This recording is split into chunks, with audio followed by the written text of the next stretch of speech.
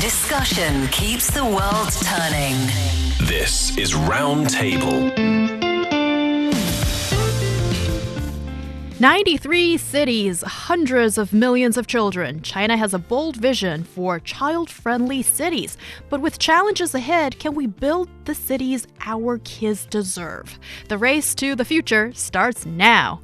And feeling those Monday blues? Not on Motivational Monday. Tune into our special segment for a boost that will have you saying, "Bring it on, week." Coming to you live from Beijing, this is Roundtable. I'm Heyang. For today's program, I'm joined by Steve Hatherly and Yushun in the studio. First, on today's show.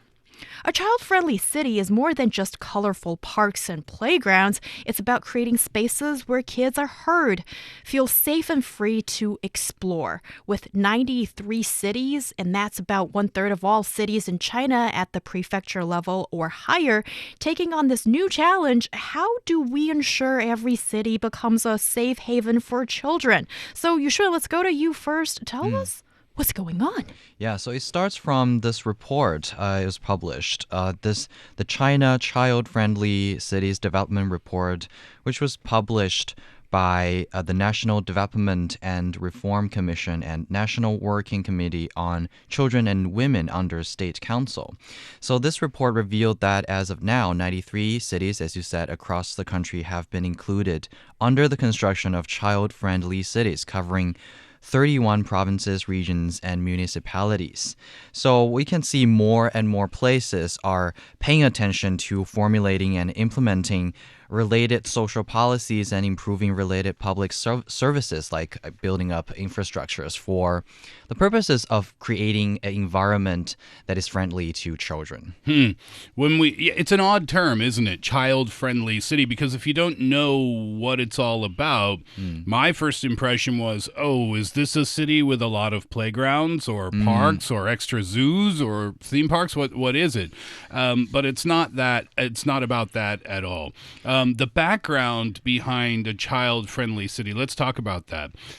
This is from UNICEF.org, and in 1989, that's when world leaders, they made a historic commitment to the world's children. That's when they adopted the UN Convention on the Rights of the Child, and that's an international agreement on childhood.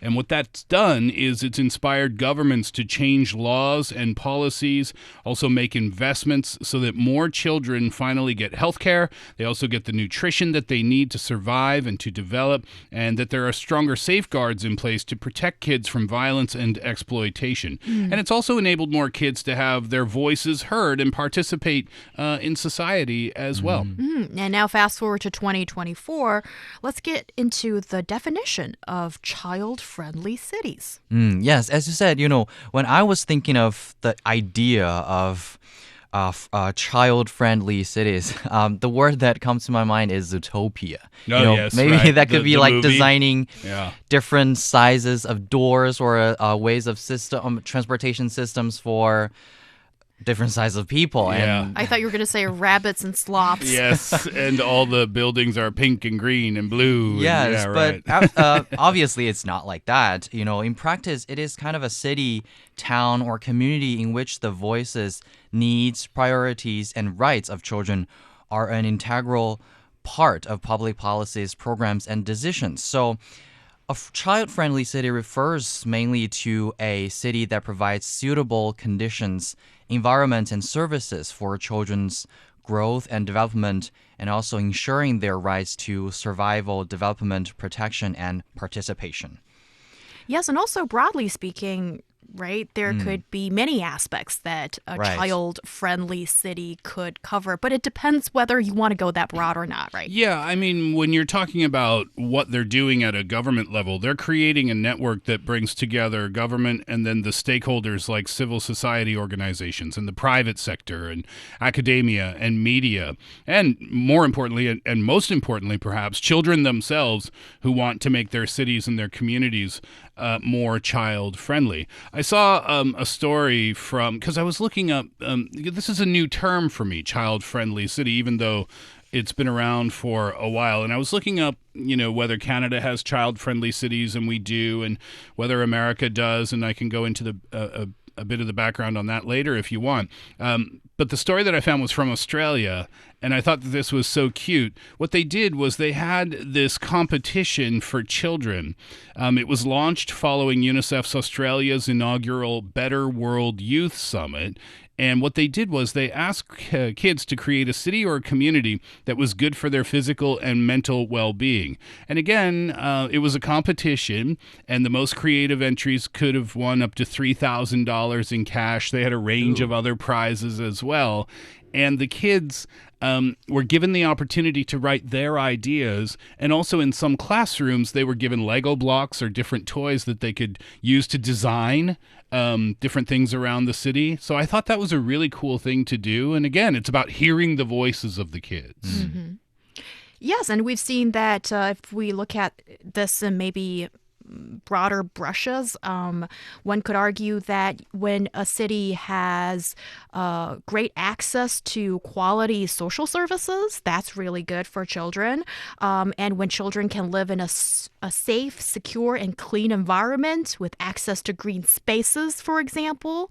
And, there are all these different metrics that one could add to this concept of child-friendly cities. Yes, and the most important one actually is to have a fair chance in life, regardless of their ethnic origin or their religion or their income or their gender or their ability. Mm-hmm. And that's the statement. That's the government policy statement. Right. So we've got all of this on paper and in the books what it's supposed to be. Then let's take a look at the situation of Chinese children, because everything or anything, when you put into the Chinese context, often it is astounding numbers when you take a closer look at it. Yeah, as we can see, according to a recent report by People's Daily, China is a country with a large population of children. At present, there are about 300 million children aged 0 to 17, accounting for about 1/5 of the total population of the country and 1/8 of the world's child population. Yeah, can we just stop and look at that statistic for a second? I'm new to China, relatively new. It's been about half a year now. And still, when I hear the statistic 1.4 billion people, I still can't really wrap my mind around what that means, because here in Beijing, when you've got a population of around 21 million roughly, in my experience, when you go out in the streets around Beijing, you don't really feel that population of 21 million. It still feels quite well spaced out. But 300 million people, 300 million children aged 0 to 17. I don't know the exact population of Canada. I think it's around 35 million. But if you took all the Canadians and took them out of the country 10 times, then that is the population in China for the age group 0 to 17. That is a staggering number for that age group. Yeah, and also we can see that is how it is not a problem, or the thing that we need to pay attention to, because creating a space for them or creating a space that is suitable for them is something that we really need to do right now. So according to an earlier report by China Youth Daily, a 2023 report by the State Council showed that over 30% of families with children under 3 have the need of child daycare nursery service. However, restricted by multiple factors, including, the current industry development stage and service prices, only less than 8% of the families enjoy the service. So that is showing that, there is huge gap or like a huge space. Well, yeah, I mean, it's about 22%, right? 30% of families with children under 3 need it, but only under 8%, as you mentioned, they enjoy those services. Right, and that is actually, I think, a headache for at least parents in China as well as in the U.S., for example, because childcare can be expensive. And here is essentially what we're talking about. Because it's expensive, it's a private service that you have to pay for. It's not covered by the government. And this is one of the many examples or the sore points for potential families to maybe even want to have kids. Because, there's a lot of this financial time and, just major burden. Yeah. Maybe you can say it's a sweet burden, but it's a real one that families need to shoulder if they want to have kids. Yeah, it's a cost that needs to be considered as well, and the support definitely should be there, needs to be there. Okay, so that's one of the many examples or many reasons why building a child-friendly city can be really useful for families. But I want to ask you guys, because, okay, as someone who doesn't have a kid, but has been a kid most of her life, as she feels, do we really need this? Why construct a child-friendly city when you can say, okay, let's construct a disabled person's friendly city or a female friendly city, or pick whatever vulnerable group in society, but why children? There is an example, I think, that can maybe answer a question. I remember that because there was a elementary school downstairs from my home, and the surrounding roads naturally became the main routes for children going to school, right? So I saw a notice that read, "Your child, my child, are all our child or our children." This also reflects that, the idea that the construction of the entire community and its facilities is a significant project that serves the whole generation. So it's not only about like one or two people or just one communities of kids. It is creating an idea for creating a better or suitable environment for this generation of children. Yeah, I mean, it's the next generation of people, right? So I think you brought up a good point, Heyang, but I'm going to disagree with you because I don't think it's about excluding specific groups. It's including everyone, right? Everybody in that age group who qualifies as a child. And it's more about the actions or perhaps the inactions that government takes or doesn't take that impact children more strongly than any other group in society. If you're talking about government policy for education or public health, well, those affect children to some degree at the moment, but they affect children as they continue to age and enter into the education field or into their school days. So if governments or policies are being put in place worldwide that fail to take children into account, well, that's going to have a negative impact on those children and their future, thereby having a negative impact on everyone's future. And I think that's why this is important. Yeah, and the benefits of a child-friendly city, I do agree with you guys in the sense that it goes beyond just the children themselves. When cities are designed with children's needs at the center, it could lead to healthier, happier communities, safer streets, better public health, more green spaces, and greater social cohesion. And that could all make for a stronger, more sustainable urban environments for everyone. And also, when reading through some of the theoretical works in this area, what I find to be really interesting is that one scholar made the point that building, well, ideally speaking, the children-friendly cities is that it could equip families and cities to better correspond and accommodate to the rapidly changing societies. Because, well, we're going to talk about AI coming up, in less than 20 minutes. And, with so many technological changes and, for example, Chinese families becoming smaller and smaller, and grandparents might not be able all the time to be there to support these nuclear families and childcare and other purposes. And society just changing rapidly. And then there are a lot of things that are on families for them to adopt. And if you can have a society, a city that's got more of these social services that can help you to adopt, then ideally speaking, I know I'm speaking of, if everything runs perfectly, almost in a perfect world, but it could be a really good thing. And I also want to ask you guys, China isn't like flipping on a switch to go from 0 to, children friendly of cities overnight. We've done many things to get here. So tell us how far we've gone.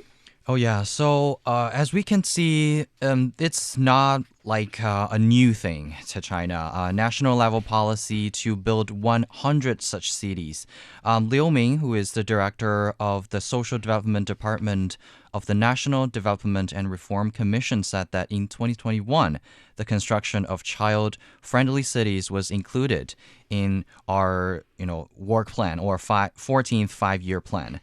In the same year, with the approval of the State Council, 23 departments, including the National Development and Reform Commission, jointly issued this kind of a guidance, officially starting China's construction of child-friendly cities. And also, according to this opinions or this guidance, China will launch pilot child-friendly city schemes in approximately 100 cities nationwide by 2025. The progress we can see is ongoing since the construction of the first batch of 14 child-friendly cities was announced in 2022.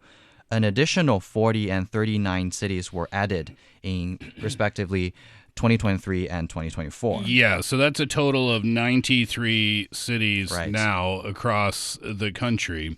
And again, just comparing to Canada, I don't even think we have 93 cities in our country. And 93 isn't even a large piece of the pie in China either, right? It's sorry, just to quickly offer a footnote, that's nearly 1/3 of the Chinese cities at the prefecture level and above. So we're still talking about the more advanced, bigger cities, certainly. And there are still plenty of smaller cities that probably need to sort of wait and see and maybe join this action later on. Yeah, and by the end of 2023, there were over 130 cities, including urban areas of municipalities directly under the central government, that have formulated implementation plans and action plans for their construction of child-friendly cities. So it's obviously, it's not new here in China at all, but it's what's been done so far is great, and we can see that it's going to continue to grow too, and that's very good news. And we've seen many of these child-friendly places or spaces being built during these recent years. Could you give us some of those examples? Oh, yes. So Hefei is in Anhui province. It's in the eastern China. It has equipped over 60 newly built kindergartens with child-friendly facilities such as parent waiting areas, small playgrounds, and public toilets. And also in Qingdao, in Shandong province, which is in northern China, it has designed and launched 10 child-friendly libraries with an annual reception of about 500,000 children readers, creating a public welfare picture book library open to children in the city for free. And that is the point that I would like to mention, because we know that China is constructing a lot of public and free libraries for all of the citizens. And one, maybe some of them will have, and maybe not, but that it is quite important that we have a special sector or section for that is designed for children, because when you're sitting down or you have a seat, different designs will actually help children to have a better reading experience, and that is quite important. Yeah, and that's an indoor activity. Yes. And here's an example of an outdoor activity. Suzhou, am I pronouncing that correctly, in Jiangsu province? Yes. 40 parks, 5 venues and blocks carried out child-friendly renovation in 119 different schools and surrounding transportation. So indoor activities, libraries, fantastic. Outdoor activities and spaces for kids to be able to play and have fun also. Yeah, absolutely. And also something that just quickly comes to mind is, just making so many of these public facilities more mom and children friendly. And also maybe dad and children friendly. And in recent years, we've heard so much about building these not gender neutral, family oriented bathrooms in nice shopping malls everywhere in Beijing. At least you see these family friendly restrooms where the mom or dad could easily change the diapers for the baby. And it's so spacious and well lit and nice, and with places to put your personal belongings in and take as long as you want. I think that's really great. And those are things that maybe, you and I might not even notice if we're out and about, but there are people, especially people with young children, they obviously notice those types of things, particularly when they are not there, right? That's when they notice the most. And the fact that they are there just makes things more comfortable and more convenient for families. Right. And also, I think one point is that we've discussed so many like infrastructures and facilities. I think one aspect that Heyang, you mentioned before is that we're not only creating these facilities, but also letting kids herd. So that is also one part that we need to pay attention to, because children's views are, rarely heard and rarely considered in the political process. But children, without special attention to the opinions of children as, they expressed at home and in schools, in local communities, and even in governments, children's views go unheard on the, many important issues that affect them now or will affect them in the future. Because I can see a lot of videos that's about children on video platforms. We can imagine that, a 5-year-old kid, they cannot have a lot of opinions, but actually they have their own ideas, even their own opinions on a lot of things. And maybe creating a space for them to speak out, and maybe that is the best design for them themselves. When I was in high school, I remember the local government had budgetary issues, and they were talking about how they were going to, out of necessity, put special needs children into the other classrooms, combining the two into one. And our school requested a special meeting with the government officials about this. And the students spoke up. And I remember this meeting very clearly, because I remember that the number one most popular opinion from the students speaking to the government council at that time was this: we are concerned that the students are not going to get the attention that they require. And the kids weren't talking about themselves. They were talking about the special needs kids. They were saying they are not going to get the attention that they deserve and that they require. And this isn't going to be good for them. And the reason that stood out to me so much is because the kids weren't thinking from a selfish point of view, oh, now I'm not going to get as much attention from the teacher. Not at all. So when you ask young people their opinions, and you're right, I think, Yushun, and it's true in many places around the world, young people don't often get their voices heard. But when you ask, then you can get some answers that might surprise you and might even give you, as adults, even better ideas on how to make a stronger community. I think you're onto something fundamental here, and I think it also points to a major obstacle to the development or the better development of child-friendly cities. That is, in general, there is a lack of understanding of the real needs of children. Especially if you don't have a system, a process that is open for suggestion in a really smooth and easy way, then sometimes the government could be very well intentioned and maybe through some hard deliberation might even have a solid budget to be devoted to this cause. But how can you come up with designs and ways of implementation that truly addresses the needs, the real needs of children? And I think there's just so much work that could be done in that area. But also today, when we're talking about this discussion, is potentially showing that in China that maybe we've passed the phase of throwing trillions of yuan into infrastructure projects. And that could be an important part of pulling the economy up. But we need to talk about how to use that money in a smarter way and to really benefit those in need.